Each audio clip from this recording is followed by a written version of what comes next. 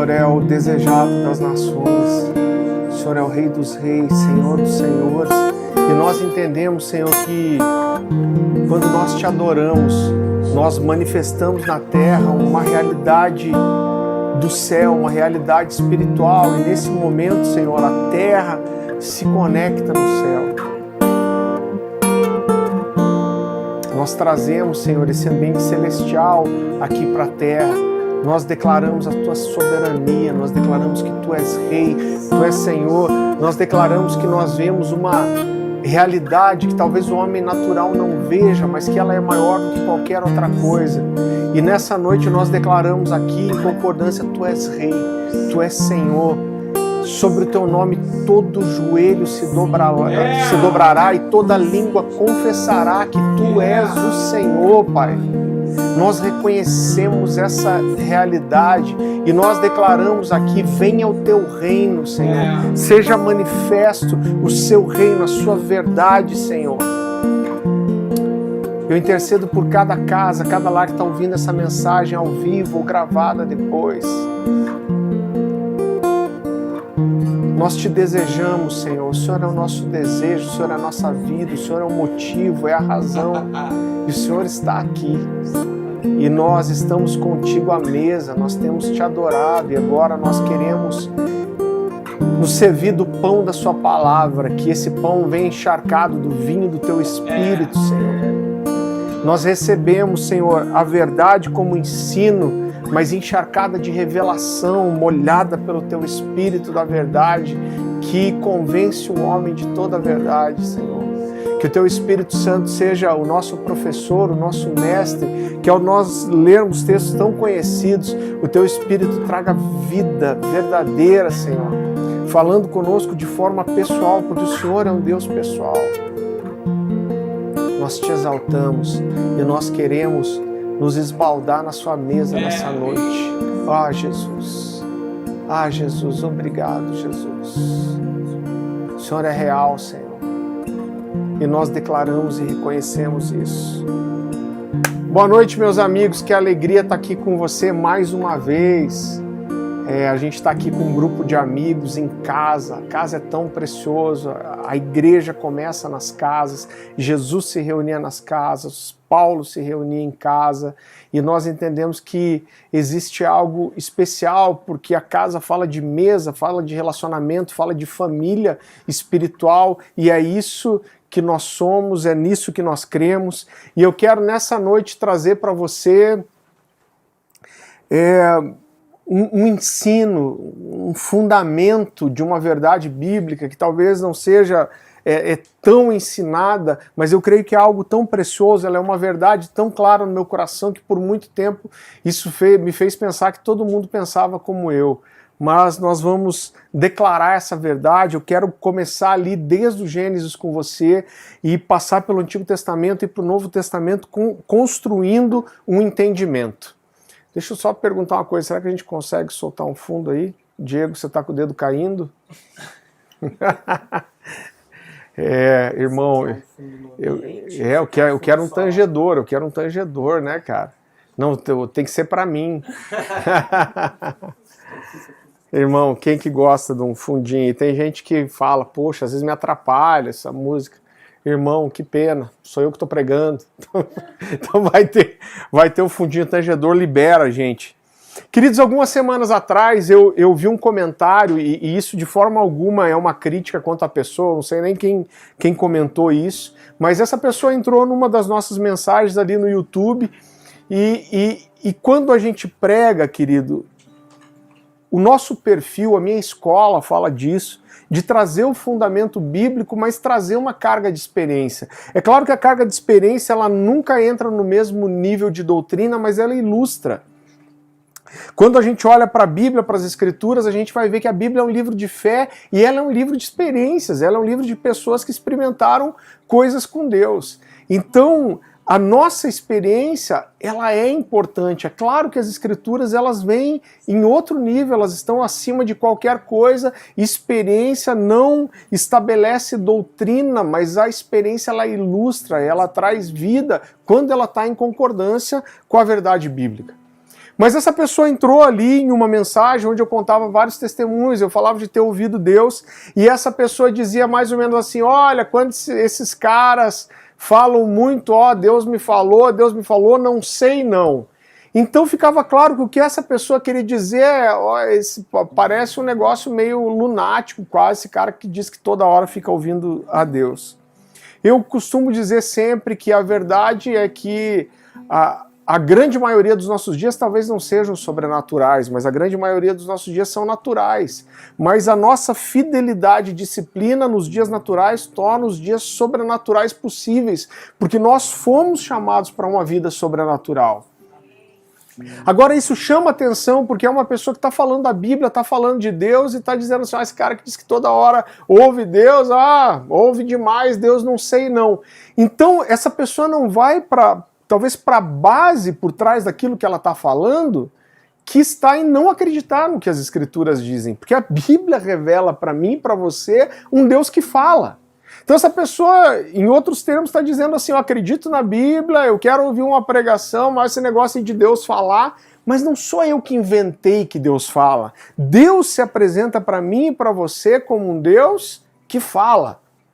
Eu lembro que um dia eu cheguei para o pastor Luciano Subirá, meu pai espiritual, e eu estava alguns anos já como pastor ali na igreja, e eu falei, Luciano, a verdade é que, cara, ser um pastor itinerante é muito fácil. Se você tem 10 mensagens, você passa anos rodando o Brasil, talvez rodando as nações com aquelas 10 palavras.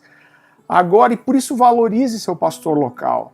Porque você pregar toda semana para o mesmo público, isso sim é um grande desafio. E eu lembro que eu estava abrindo meu coração para o Luciano e falando sobre essa dificuldade de ter algo novo sempre, algo fresco da parte de Deus, e ele me disse assim, olha, você sabia que as pessoas que são mudas, normalmente elas não têm nenhum problema físico em relação à fala? Normalmente seu aparelho de fala ele é perfeito, mas pelo fato delas não conseguirem ouvir, elas não conseguem falar. E ele me disse assim, talvez a sua dificuldade de ter o que falar seja porque você parou de ouvir. Irmão, é claro que eu enfiei a cabeça no meio da perna e fui embora orar e procurar ouvir Deus. Mas eu quero mostrar isso, eu quero passear com você pelas Escrituras, mostrando, querido, que o normal é que Deus fale conosco, que o normal é que nós ouçamos a Deus. Existe essa palavra? Acho que existe, né? E que o normal é que a gente ouça a Deus. E outra coisa que eu quero mostrar para você é que o fato de Deus ser um Deus que fala, isso traz sobre nós uma responsabilidade muito grande de falarmos e reproduzirmos o que Deus diz. Então eu quero que você abra comigo lá em Hebreus capítulo 1. Hebreus capítulo 1, a partir do versículo 1.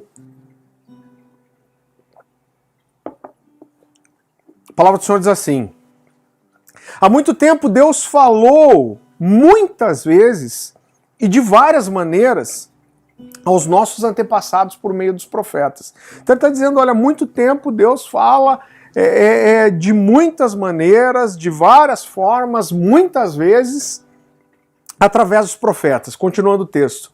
Mas nesses últimos dias falou-nos por meio do Filho, a quem constituiu o herdeiro de todas as coisas e por meio de quem fez o universo. Então ele está dizendo, olha, Deus há muito tempo, Deus do princípio, Deus tem falado muitas vezes, Deus falou de formas diferentes, Deus usou os profetas para falar, mas por último, Deus tem falado através do seu próprio Filho. Ele está dizendo aqui, olha, Deus é um Deus que fala. Quando a gente olha já o início, no começo das Escrituras, a gente vê Deus criando o mundo através do quê? Da sua movimento da sua mão, da sua magia. Não, a gente vê Deus criando o mundo através da sua fala. A Bíblia em Gênesis já começa dizendo, disse Deus, haja luz. Quando a gente está ali no 3º capítulo de Gênesis já, a gente vê Deus criando então o mundo e várias vezes a Bíblia vai trazer essa declaração, disse Deus, haja aquilo, disse Deus, aconteça aquilo. Então Deus é um Deus que fala. Várias vezes nas Escrituras Deus vai fazer uma apologia de si mesmo, se comparando com os outros deuses, e ele diz, olha, eu não sou como os outros ídolos, que têm olhos e não veem, têm ouvidos e não ouvem, e têm boca e não fala. Ele está dizendo, eu não sou como esses. Eu sou um Deus que fala. E eu gosto muito de uma frase do John Stott, ele diz assim, é a fala de Deus que torna necessária a nossa fala. Devemos transmitir o que ele tem falado. Daí, é meio paranaense aqui o John Stott, daí a obrigação suprema de falar. Então ele está dizendo aqui, olha, o fato de Deus ser um Deus que fala, isso traz para nós uma obrigação e uma responsabilidade de falarmos. Então desde o início a gente vê Deus escolhendo Abraão e Deus dá uma palavra, Deus fala com Abraão, Deus se comunica com Abraão e Deus dá a ordem para Abraão de multiplicar e reproduzir aquilo que ele está falando. Então Gênesis capítulo 18, se é rápido de Bíblia, abra lá comigo, Gênesis capítulo 18, a partir do versículo 17. Então a palavra do Senhor diz assim, então o Senhor disse, ordenei a Abraão, esconderei de Abraão o que estou para fazer? Abraão será o pai de uma nação grande e poderosa, e por meio dele todas as nações da terra serão abençoadas. Pois eu o escolhi para que ordene aos seus filhos e aos seus descendentes que se conservem no caminho do Senhor, fazendo o que é justo e direito, para que o Senhor faça vir a Abraão o que lhe havia prometido. Então, querido, aqui já em Gênesis, esse texto mexe com o meu coração, e Deus está dizendo assim, eu vou esconder de Abraão o que eu estou para fazer? E ele diz não. Ele está dizendo, olha, eu escolhi Abraão e eu escolhi falar com Abraão, eu escolhi revelar para Abraão o que eu estou para fazer e eu vou revelar minha vontade a ele. Querido, isso mexe com o meu coração. A gente está falando aqui do Deus, Criador do céu e da terra, o Deus Todo-Poderoso, e ele está dizendo, eu tenho um amigo na terra, eu não vou esconder dele. Ele está dizendo, antes de eu fazer, eu vou estar com Abraão e eu vou falar com ele, eu vou dizer o que eu estou para fazer, e não só isso, eu não vou só comunicar isso para Abraão, mas Abraão deve transmitir isso para os seus filhos. Abraão deve reproduzir aquilo que eu falo, e ele deve falar não só para os seus filhos, mas para os seus futuros descendentes. Eu vou falar com Abraão e Abraão deve falar com os seus. Então Deus está dizendo aqui, olha, eu falo com você, eu te oriento, eu trago revelações para você e você deve passar isso para frente. Quando a gente vai para Moisés é a mesma coisa. Então lá em Êxodo capítulo 3, a partir do versículo 10, Deus se manifesta para Moisés, depois de ele estar 40 anos escondido no deserto, e a comissão de Deus para Moisés é, Moisés, eu lembro de você, eu tenho uma promessa para você, e eu quero te levantar porque eu quero que você fale o que eu vou falar para você. Eu vim aqui para comunicar algo para você, e o seu chamado é reproduzir o que eu estou te dizendo. Então lá em Gênesis capítulo 4, Gênesis capítulo 3, Êxodo capítulo 3, a partir do versículo 10 diz assim, Deus aparece para Moisés na sarça ardente e diz, vem agora e eu te enviarei ao faraó para que tires o meu povo, os filhos de Israel do Egito. Então disse Moisés a Deus, quem sou eu para ir até faraó e tirar do Egito os filhos de Israel? Querido, esse texto é muito interessante, eu não quero me delongar aqui, mas depois de 40 anos, Deus aparece numa sarça ardente para Moisés e fala, Moisés, eu escolhi você, você vai ser o libertador do povo, e eu vou falar com você e você vai transmitir para as pessoas o que eu tenho para falar. E a primeira coisa que Moisés fala é, Deus, eu não sou essa pessoa, escolhe outro, eu não sou capaz de fazer isso. E querido, esse texto é muito precioso, porque ele chega a ser engraçado, porque Moisés está ali resistindo à orientação de Deus, e Deus fala para Moisés, o que é isso na sua mão? E ele fala, é um bordão, um cajado. E Deus fala, joga esse cajado no chão. E ele joga. E quando ele joga no chão, aquele cajado se transforma em uma serpente. E o texto começa a ficar engraçado, porque a Bíblia diz que a serpente avança em Abraão, em Moisés ele sai fugindo dela. E Deus fala, pega a serpente pela cauda. Ele pega, ela se transforma numa vara de volta. E Deus fala assim, não se preocupe em eles não crerem no que você está dizendo. Porque você vai lá na frente de Faraó, você vai na frente de todo o Egito, na frente de Israel, e você vai fazer esse milagre lá. E ele diz, se eles não acreditarem no primeiro milagre, eles vão acreditar no segundo. E Deus fala, Moisés, coloca a tua mão no peito. Ele coloca. Deus fala, tira. Ele tira.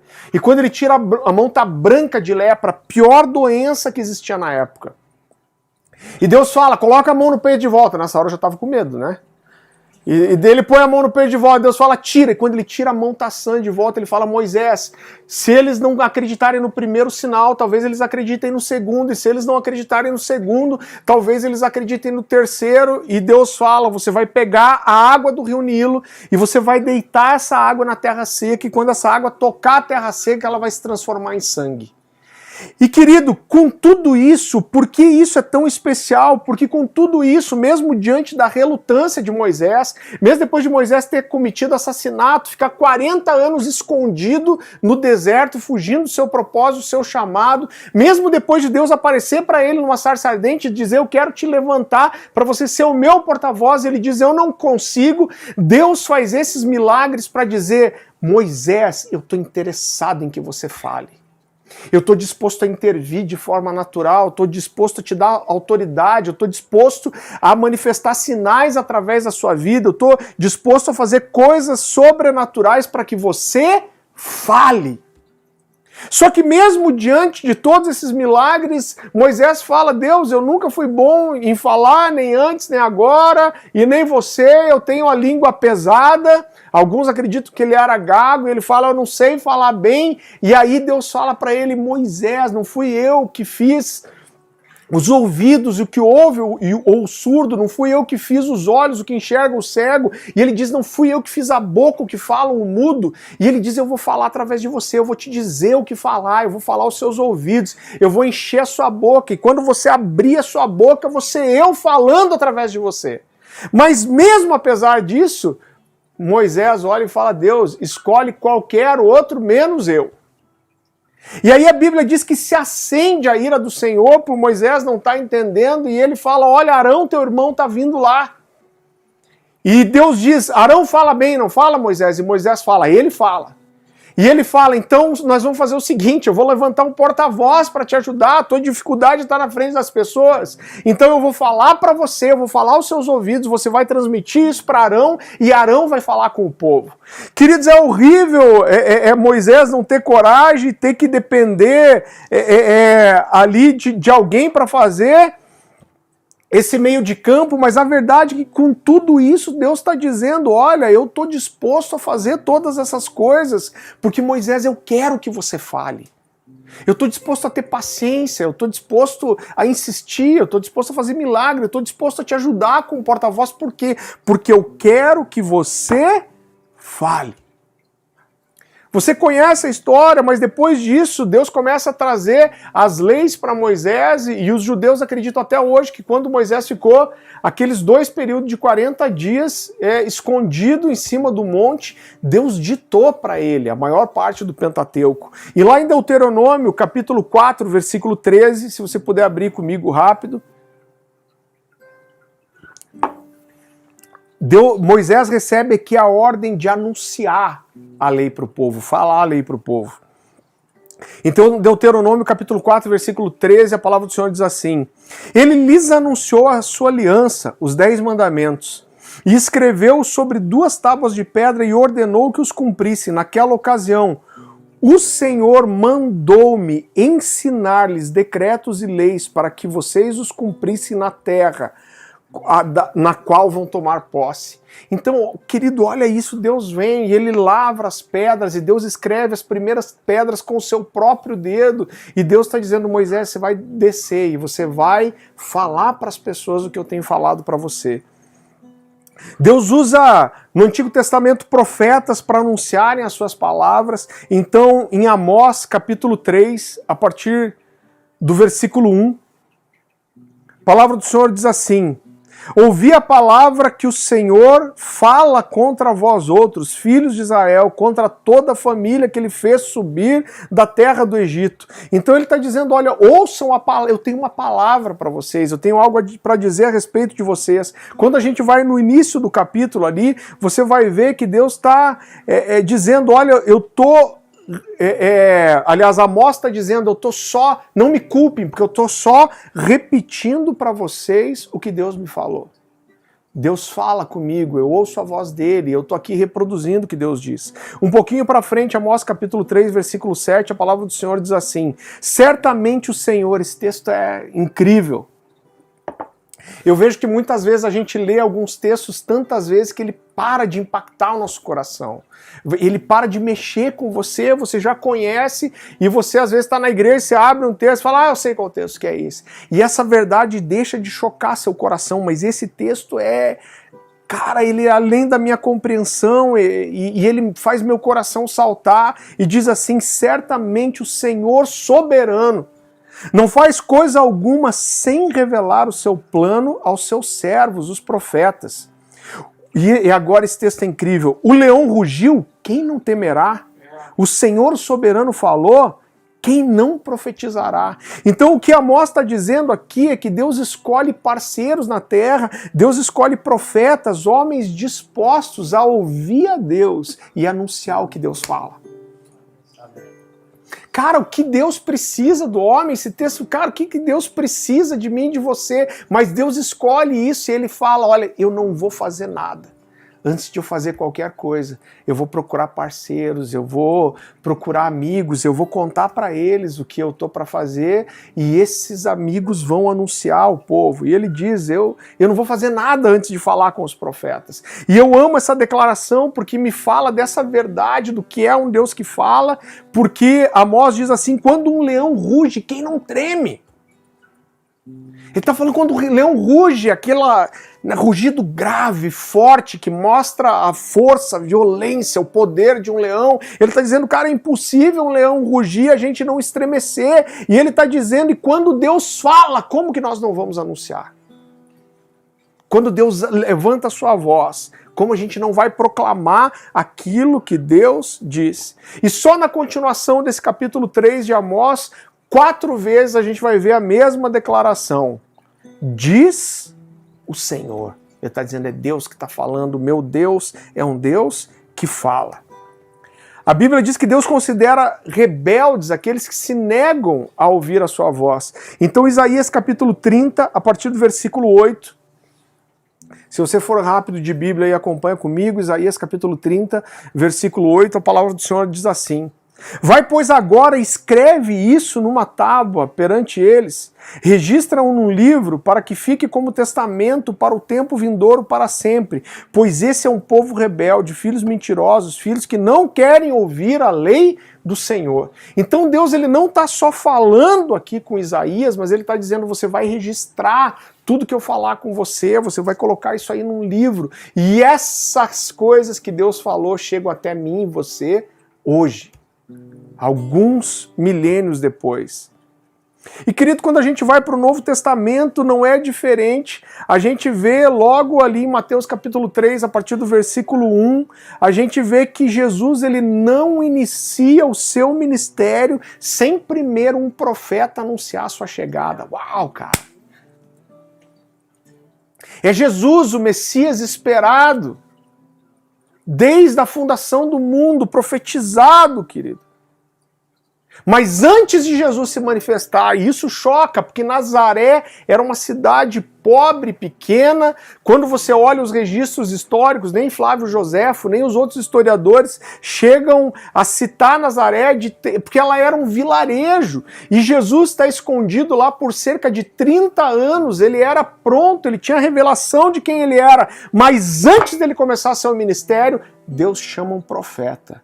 E esse profeta anuncia a vinda de Jesus. Mateus capítulo 3, versículo 1 diz assim: naqueles dias surgiu João Batista pregando no deserto da Judéia. Ele dizia: Arrependam-se, porque o reino dos céus está próximo. Esse é aquele que foi anunciado pelo profeta Isaías. E olha ainda, ele está dizendo, eu sou um profeta que estou anunciando a vinda do Messias, eu só estou aqui porque um profeta antes de mim anunciou que eu viria.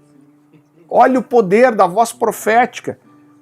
Esse é aquele que foi anunciado pelo profeta Isaías, voz do que clama no deserto, preparem o caminho do Senhor, façam as suas veredas retas para ele.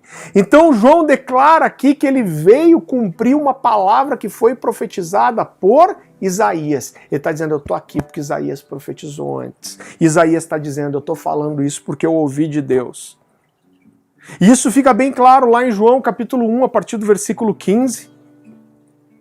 Evangelho de João, capítulo 1, a partir do versículo 15, a palavra do Senhor diz assim, João dá testemunho dele, ele exclama, esse é aquele de quem eu falei, aquele que vem depois de mim é superior a mim, porque já existia antes de mim. Todos recebemos da sua plenitude graça sobre graça, pois a lei foi dada por intermédio de Moisés. A graça e a verdade vieram por intermédio de Jesus. Ninguém jamais viu a Deus, mas o Deus unigênito que está junto ao Pai o tornou conhecido.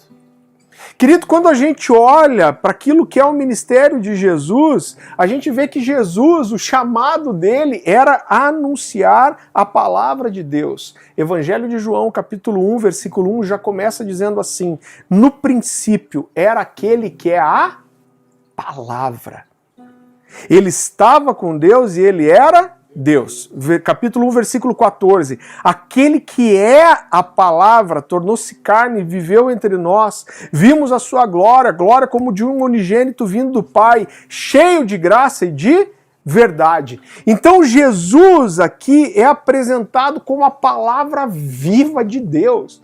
O Filho de Deus é apresentado como quem? Como o coração de Deus, como a verdade de Deus, como... Não, Jesus é apresentado como a palavra de Deus. Ele não só trouxe a palavra, ele não só anunciou a palavra, mas ele é a palavra viva de Deus. Uau, cara! E aí alguém tem coragem de chegar e falar esse negócio aí de ouvir Deus, não sei não, hein? Agora eu quero dizer para você que o Deus da minha Bíblia é um Deus que fala. E voltando para o texto de Hebreus capítulo 1, versículo 1 a 3, havendo Deus outrora falado por muitas vezes e de muitas maneiras aos pais pelos profetas nesses últimos dias, nos falou pelo Filho, a quem constituiu o herdeiro de todas as coisas, pelo qual também fez o universo. E ele é o resplendor da glória e a expressão exata do seu ser, sustentando todas as coisas. Como? Pela palavra do seu poder. Depois de ter feito a purificação dos pecados, assentou-se à direita da majestade nas alturas. Você sabe que uma das coisas que mais mexem com o meu coração como pregador, como alguém que tem uma comissão de ser um pregador, eu quero dizer para você que todo mundo tem chamado para ser um pregador, talvez você não seja um pregador de púlpito, mas o nosso Deus é um Deus que fala e a comissão de todos nós é anunciar aquilo que Deus fala. Agora, uma das coisas que mexe mais com o meu coração como pregador é pensar que Deus designou o seu filho para o quê? Para pregar.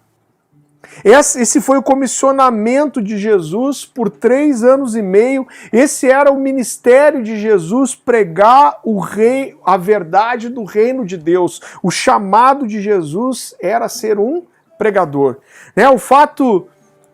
O simples fato de Jesus morrer pelos nossos pecados já faria dele um salvador.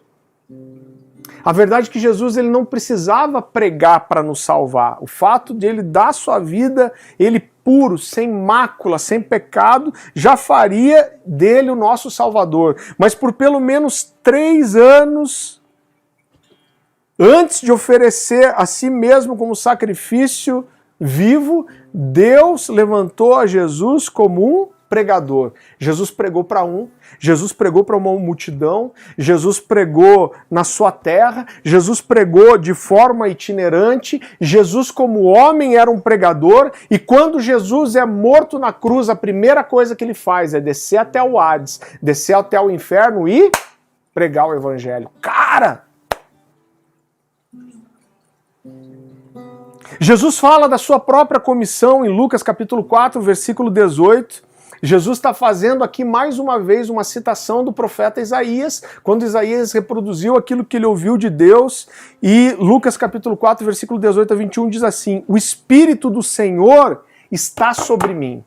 Vamos lembrar que o Pentecostes não havia acontecido ainda e Jesus está dizendo, olha, eu vim cumprir a profecia de Isaías, e ele diz, o Espírito do Senhor está sobre mim, e ele diz qual é o motivo, o propósito do Espírito estar sobre ele. Ele diz, porque ele me ungiu para pregar as boas novas aos pobres. Ele me enviou para proclamar, olha isso, gente, pregar, proclamar liberdade aos presos e recuperação de vista aos cegos, para libertar os oprimidos e proclamar o ano da graça do Senhor. Então ele fechou o livro, devolvendo ao assistente e assentou-se. Na sinagoga todos tinham os olhos fitos nele e ele começou a dizer-lhe, hoje se cumpriu a escritura que vocês acabaram de ouvir.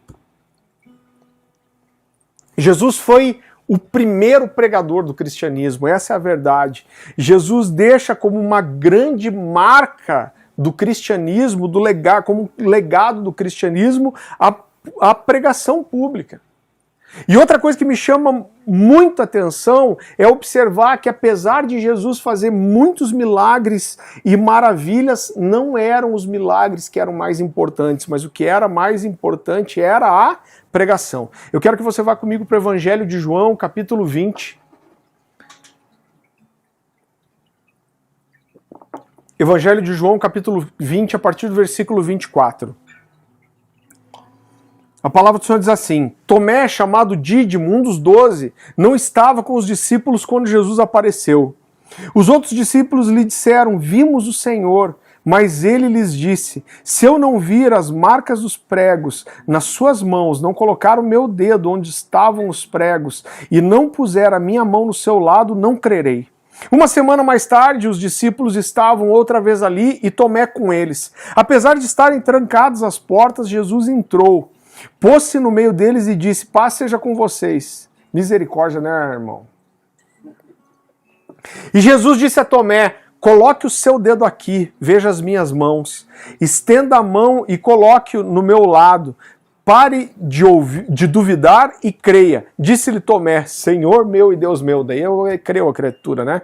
Então Jesus lhe disse, por que me viu você crer? Felizes são os que não viram, mas creram. Então Jesus realizou aqui, queridos, muitas coisas na presença dos discípulos, né? A Bíblia fala depois, Jesus realizou na presença dos seus discípulos muitos sinais miraculosos que não estão registrados nesse livro, mas estes foram escritos para que vocês creiam que Jesus é o Cristo, Filho de Deus, e crendo tenham vida em seu nome. Jesus pregava por onde passava, ele operava milagres, mas os milagres não eram os mais importantes. João vem chamar esses milagres, eu acho isso muito interessante, e ele chama de sinais, e é na verdade o que eles são. Os milagres levavam o povo a crer, os milagres testificavam aquilo que Jesus pregava. E o objetivo principal dos milagres era ser uma prova daquilo que Jesus estava pregando. Então em João capítulo 7, versículo 31, Evangelho de João capítulo 7, versículo 31, a palavra do Senhor diz assim, assim mesmo, muitos dentre a multidão creram nele e diziam, quando Cristo vier, fará sinais mais miraculosos do que esse homem fez? Então os milagres faziam parte, querido, da exposição do Evangelho. Eles davam testemunho, eles testificavam a verdade da palavra que era pregada, mas os milagres não eram o principal. Por quê? Até porque quando uma pessoa é curada hoje, essa pessoa morre amanhã. Eu quero falar uma coisa que vai te chocar, mas aqueles 10 leprosos que foram curados por Jesus já morreram, viu, irmão? Então, eles foram curados de forma sobrenatural. Lázaro já morreu também, irmão, tá? Então, o milagre foi importante, foi sobrenatural, mas se a verdade é que se você é curado hoje, você vai ficar doente amanhã, você vai morrer amanhã. Mas quando você recebe a revelação da palavra, isso não transforma só a tua vida agora, mas isso toca toda a sua eternidade. Então os sinais não são o mais importante é a palavra, os sinais testificam a palavra que é pregada. Em Atos capítulo 14, versículo 4, a palavra do Senhor diz assim: Paulo e Barnabé demoraram ali muito tempo falando ousadamente no Senhor, o qual confirmava a palavra da sua graça, concedendo que por meio deles se fizessem sinais e prodígios. Então Jesus nos comissiona a pregar e ele diz, olha, esses sinais seguirão os que creem, porque esses sinais vêm testificar a pregação que é anunciada. A verdade é que a igreja, querido, ela nasce com o comissionamento de Jesus, e essa é a comissão da igreja de anunciar o evangelho. Então lá em Marcos capítulo 16, versículo 15, a palavra do Senhor diz assim: E disse-lhes, irmão, isso aqui é o nascimento da igreja e é a minha comissão. Essa é a comissão para mim e para você. Vão pelo mundo todo e preguem o evangelho a todas as pessoas. Quem crer e for batizado será salvo, mas quem não crer será condenado. Esses sinais acompanharão os que creem em meu nome, expulsarão demônios, falarão novas línguas, pegarão em serpentes, e se beberem algum veneno mortal, não lhes fará mal nenhum. Imporão as mãos sobre os enfermos e eles ficarão curados. Depois de lhes ter falado, o Senhor Jesus foi elevado aos céus e assentou-se à direita de Deus. Então os discípulos saíram e pregaram por toda parte. O Senhor cooperava com eles, confirmando-lhes as palavras com os sinais que lhes acompanhavam. Então, querido, não tem como olhar para a história da igreja, mesmo que de uma forma até superficial, sem perceber que a pregação sempre foi algo fundamental desde o seu início, no crescimento da igreja em toda a sua vida. A promessa de Jesus para os discípulos que o Espírito Santo viria sobre eles era a promessa de uma unção e uma capacitação para anunciar o Evangelho. Jesus diz, olha, antes de eu voltar, o Evangelho vai ser anunciado em todos os lugares, e Jesus diz para os seus discípulos que eles deveriam ir por todo o mundo pregando o Evangelho a toda criatura. E depois ele dá uma ordem para os seus discípulos, ele fala, mas por enquanto vocês não podem se dispersar, vocês precisam permanecer juntos, porque vai vir o poder do Espírito sobre vocês. E o que esse Espírito vai fazer? Quando o Espírito vier sobre vocês, vocês se tornarão minhas testemunhas. O que é ser a testemunha, senão anunciar aquilo que nós vimos e ouvimos do Senhor? Atos capítulo 1, versículo 8. Mas receberão poder do Espírito Santo quando descer sobre vós, mas receberão poder quando o Espírito Santo descer sobre vocês, e serão minhas testemunhas em Jerusalém, Judéia, Samaria e até os confins da terra. E é impressionante a gente ver que assim que o Pentecostes acontece, eles recebem esse enchimento do Espírito Santo, a primeira coisa que esses homens começam a fazer é a pregar, é anunciar aquilo que Jesus disse. Atos capítulo 2, a partir do versículo 3. Uau, esse texto é sensacional. A palavra do Senhor diz assim: E viram o que parecia línguas de fogo que se separavam e pousavam sobre cada um deles. Todos ficaram cheios do Espírito Santo. E o que acontece depois? E começaram a falar em outras línguas conforme o Espírito lhes capacitava. Havia em Jerusalém judeus tementes a Deus, vindo de todas as nações do mundo. Ouvindo-se este som, ajuntou-se uma multidão que ficou perplexa, porque cada um ouvia em sua própria língua. Atônitos e maravilhados, eles perguntavam, acaso são galileus todos esses homens que estão falando? Então, como os ouvimos, cada um em nossa própria língua materna, partos, medos, elamitas, habitantes da Mesopotâmia, Judéia, Capadócia, Ponto e da província da Ásia, Frígia e Panfilha, Egito e das partes da Líbia, próximos a Cirene, visitantes vindos de Roma, irmão balaio de gato. Tanto judeus como convertidos ao judaísmo, cretenses e árabes, nós os ouvíamos declarar as maravilhas de Deus em nossa própria língua.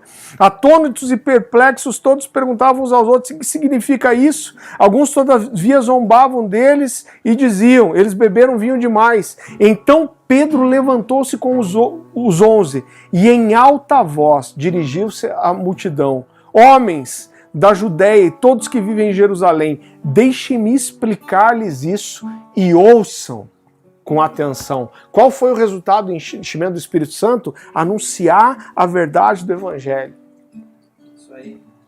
Queridos, a gente vê que Pedro, esse homem que negou Jesus, depois de ser cheio do Espírito Santo e receber essa capacitação, na sua primeira pregação, cerca de 3.000 pessoas se converteram. A Bíblia fala que na segunda pregação de Pedro, ele não tinha ainda terminado a pregação, mas mesmo assim a Bíblia diz que o número de convertidos subiu para 5.000, sem terminar de pregar. Imagina se tivesse tido música e apelo. Agora a Bíblia fala que quando ele ainda está pregando, as principais autoridades vêm e prendem Pedro e João e levam eles para o cárcere. Eles passam uma noite ali presos, né? E a Bíblia diz que quando eles têm a oportunidade de se defender, a Bíblia diz que cheios do Espírito Santo eles se levantam e anunciam a verdade do Evangelho. Vá comigo para Atos capítulo 4, versículo 16. A palavra do Senhor diz assim, aqui são as autoridades judaicas deliberando acerca de Pedro e João, que tinham curado um paralítico, e eles dizem, olha, o que nós vamos fazer com esses caras? Eles fizeram um milagre na frente de todo mundo. Então o texto diz assim, Atos capítulo 4, a partir do versículo 16. Que faremos com esses homens? Todos os que moram em Jerusalém sabem que eles realizaram um milagre notório que não podemos negar. Então eles estão dizendo, tem uma prova de que Deus fez alguma coisa através desses caras. Todavia, para impedir que isso se espalhe ainda mais entre o povo, precisamos adverti-los de que não falem com mais ninguém nesse nome. Olha que interessante, toda a discussão era em torno do milagre que tinha sido feito. Mas a ameaça que vem depois sobre esses discípulos não é para que eles não curassem mais, mas é para que eles não falassem. Então o texto continua. Então, chamando-os novamente, ordenaram-lhes que não falassem e nem ensinassem em nome de Jesus. Mas Pedro e João responderam, julguem os senhores mesmos, se é justo aos olhos de Deus obedecer aos senhores e não a Deus, pois não podemos deixar de falar do que vimos e ouvimos. Agora a ordem era, vocês não podem, não é que vocês não podem mais curar, vocês não podem mais pregar. Por quê? Porque a pregação sempre incomodou mais do que os milagres. Agora, quando esses homens são soltos, irmão, esse texto mexe comigo. Quando esses homens são soltos, olha o que eles fazem. Eles vão para uma casa onde os irmãos estavam reunidos, e o contexto desses caras é que eles já haviam recebido o Espírito Santo, eles já haviam visto línguas de fogo, eles já haviam visto manifestações sobrenaturais, eles já tinham curado um paralítico, as pessoas estavam se convertendo aos milhares, mas quando eles vão se encontrar com os irmãos, eles se juntam e começam a orar. Eles dizem, olha, estão nos ameaçando, nos perseguindo, vamos orar. E olha a oração desses caras. Atos capítulo 4, a partir do versículo 29. Agora, Senhor, considera as ameaças deles e capacita os teus servos para anunciarem a tua palavra corajosamente. Então, quando eles se juntam, eles não pedem mais poder, mais unção. Eles falam, Deus, que a gente não se encolha, que a gente não tenha medo, mas nos capacita a anunciar a tua palavra cheia de coragem. Olha o que aconteceu. Depois de orarem, tremeu o lugar onde estavam reunidos. Todos ficaram cheios do Espírito Santo e anunciavam corajosamente a palavra do Senhor. A pregação bíblica, ela faz parte da essência do cristianismo, e existe um motivo muito óbvio para isso. Em Romanos capítulo 10, versículo 14, Paulo diz assim, como crerão naquele de quem não ouviram falar, e como ouvirão se não houver quem pregue? É por isso que eu e você, nós precisamos pregar. A Bíblia fala que os anjos anelavam perscrutar aquilo que Deus queria fazer. Antes de todo o desenrolar do sacrifício de Jesus, a sua morte salvífica. Agora, quando Jesus morre na cruz, querido, ele não levanta os anjos para pregar o evangelho, mas ele levanta você e eu. Algumas pessoas me dizem assim, será que Deus precisa que a gente defenda o Evangelho? Ele é o maior interessado em defender a sua palavra. Mas para mim essa é uma pergunta errada. A pergunta não deveria ser se Deus precisa que a gente anuncie o Evangelho ou não. Mas a pergunta é se Deus quer que a gente anuncie a verdade. E para mim isso fica clara nas Escrituras. A verdade é que anunciar o Evangelho, o ir de pregar o Evangelho a toda criatura, é uma comissão de Jesus para todo crente, seja no púlpito, fora do púlpito, seja evangelizando o perdido, seja edificando o corpo de Cristo. Lá no capítulo 8 de Atos a gente vê que houve uma grande perseguição em Jerusalém, e a Bíblia fala que essa perseguição foi tão grande a ponto de todos os cristãos, os convertidos, se dispersarem. Só não saíram de Jerusalém os apóstolos. E a Bíblia diz que quando esses homens foram dispersos pela Judéia, Samaria, todos eles anunciavam o Evangelho. Então Jesus trouxe perseguição para que o povo se espalhasse e anunciasse. Atos capítulo 8, versículo 4 diz assim: os que haviam sido dispersos pregavam a palavra aonde quer que fossem. Então nós estamos falando aqui de milhares de pessoas que foram dispersas e aonde elas pisavam, elas pregavam o Evangelho. Lá em 1 Pedro capítulo 3, versículo 15, a Bíblia fala sobre nós estarmos prontos a anunciar a qualquer que nos pergunte a razão da nossa fé. Agora, queridos, esses são dias, eu quero encerrar com isso, são dias em que nós precisamos ouvir a Deus. A gente tem falado muito sobre isso e algumas pessoas me perguntam sobre o que eu acho do Descende, eu acho incrível, eu acho que Deus fez alguma coisa, derrubou algo sobre a igreja, eu estava lá, eu tirei os meus cadarços e eu correspondi levantando o meu sapato no ar e dizendo eu correspondo a esse envio de anunciar, mas a grande verdade é que quando a gente achou que ia sair, Deus colocou todo mundo em casa de volta. Agora isso com certeza não é para nos parar, mas antes de nós anunciarmos a verdade, nós precisamos ouvir de Deus. E eu acredito que nós estamos passando por dias onde Deus nos colocou em casa, Deus nos levou a abrir os nossos ouvidos espirituais. Uma coisa que eu quero confessar para você, me deixou até chateado, é que quando começou a pandemia, e a verdade é que existe uma pressão sobre os pastores, tudo fechou e a pergunta de todo mundo é: o que Deus está te falando? O que Deus está te falando? O que você está entendendo? O que você está vendo sobre esse tempo? Irmão, por meses eu falei, eu não estou entendendo nada. Eu estou mais interessado nesses dias em ouvir a Deus do que em falar aos homens. Mas às vezes a gente tinha quase que uma obrigação de ter uma resposta. Agora, queridos, nós temos parado por todos esses meses, por quase um ano, para ouvir Deus. E se você perdeu esse tempo de ouvir, eu sinto muito por você.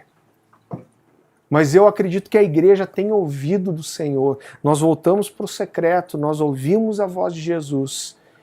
E está chegando a hora da gente proclamar e anunciar aquilo que Deus tem nos falado. E talvez se a gente fosse fazer um resumo do que a igreja foi despertada nesses dias de pandemia, é que algo brotou no coração da igreja, que a gente não falava há muito tempo. A gente passou não só a falar, pregar sobre isso, mas fazer mesas falando sobre isso e fazer canções falando sobre isso. E a palavra Maranata voltou para os lábios da igreja. A verdade é que essa pandemia, se fosse talvez para fazer um resumo, cara, o que se destacou mais? O que se destacou mais foi a consciência de que os dias terão fim, de que a história da humanidade, essa história, ela tem um fim. E esse fim é com o arrebatamento da igreja, é com a volta do Senhor. E a verdade é que nós, como igreja, junto com o Espírito, precisamos declarar Maranata, vem Jesus. E isso pôs um desespero no coração das pessoas desviadas, pessoas que estavam afastadas do Senhor, começaram a procurar as igrejas, procurar pastores e dizer o que está acontecendo. Jesus vai vir, Jesus vai retornar. E existe, querido, eu acredito que hoje um desespero, existe um anseio pela manifestação dos verdadeiros filhos de Deus. E o que o mundo está precisando são pessoas que têm sentado à mesa com Jesus, como Jeremias capítulo 32 diz, pessoas que sentam à sua mesa no conselho de Jesus, ouvem a sua voz e entendem o que ele falou. Então nós temos um mundo desesperado por ouvir o que Jesus tem falado nesses dias. E você é a boca de Jesus na terra. Existe uma necessidade de anunciarmos o Evangelho como nunca. De você falar para os seus vizinhos, para os seus parentes, para os seus amigos, de você tocar seus irmãos que talvez sejam convertidos, mas estão adormecidos. Mas a verdade é que eu creio que houve um silêncio de Deus, mas eu creio também que Jesus voltou a falar, e isso nos provoca e nos empurra para falar. Nós precisamos falar, como Paulo diz, a tempo, fora de tempo. Nós precisamos anunciar, nós precisamos dizer que Jesus está vindo, nós precisamos dizer que todas as coisas que acontecem no mundo têm a mão de Deus, que nada acontece sem a sua vontade, porque existe, a verdade, é um mundo sedento e desesperado. Ao mesmo tempo que muitas pessoas esfriaram na igreja e têm se perdido, existe um clamor do mundo por uma resposta. Existem milhares e milhares e milhares de pessoas que foram enlutadas, que viram a brevidade da vida, e elas dizem, eu preciso de uma resposta, eu preciso ouvir sobre algo que é maior do que eu. E eu e você somos as pessoas, o Senhor nos escolheu para esses dias. Eu não sei se eu e você nós vamos ver o arrebatamento da igreja e os últimos dias. Agora uma coisa eu tenho certeza, ninguém nunca na história esteve tão perto quanto eu e você estamos. Disso a gente tem uma certeza. São dias do fim. E muitas gerações nasceram, cresceram, morreram sem ver o Messias, sem entender o plano de Deus. Mas nós estamos em dias muito especiais e Deus nos escolheu, Ele nos deu esses dias e eu e você fazemos parte daquilo que Jesus está construindo, para onde Jesus está indo. Quantos dias nós temos? Eu quero orar com você. Espírito Santo de Deus, nós declaramos aqui nessa noite que nós reconhecemos que o Senhor é um Deus que fala. O Senhor não é como os ídolos de ouro, de madeira, de bronze, mas o Senhor é um Deus que fala aos homens. E nós declaramos aqui que não é normal, nós sabemos, eu não ouvi a sua voz, porque se eu não ouço a sua palavra, diz que as ovelhas reconhecem a voz do pastor, e se nós não reconhecemos a sua voz, é porque nós não temos construído intimidade, nós não temos construído relacionamento, nós não estamos estado perto do Senhor o suficiente para ouvir a sua voz e entender o que o Senhor diz. Então abre os nossos ouvidos espirituais, faz a sua igreja entender a importância de te ouvir, Senhor, porque nós fomos chamados para ouvir sua voz e transmitir aquilo que o Senhor tem falado. Nos toca, Senhor, nos provoca, que nós sejamos transbordantes da sua palavra, da verdade do Evangelho, que nós sejamos ousados, corajosos, que nós sejamos sim valentes pela verdade do Evangelho, que toda timidez, toda vergonha caia por terra, mas nós somos aqueles que carregam as palavras do Senhor nas nossas bocas. Nós somos, Senhor, seus porta-vozes na terra. O Senhor nos escolheu, nos comissionou a falar, e o Senhor diz, eu vou falar com vocês, eu vou me comunicar com vocês, e quando vocês abrirem a sua boca eu vou encher, e meu poder vai sair daí, e eu vou ungir vocês com o meu Espírito Santo, e vocês proclamarão a verdade do Evangelho. E eu acredito que existe um grande chamado de Deus para que nós sejamos atalaias, porta-vozes, para que nós sejamos profetas, para que nós sejamos boca do Senhor, o Deus que que fala. O nosso Deus é um Deus que fala. E, como disse John Stott, é o fato de Deus falar que traz sobre nós uma grande responsabilidade de comunicarmos aquilo que o Senhor fala. Enche a nossa boca, enche nosso coração, abre os nossos ouvidos espirituais. Continua orando aí onde você está, na sua casa. Talvez você precise dobrar seus joelhos. Talvez você seja, eu não tenho medo de dizer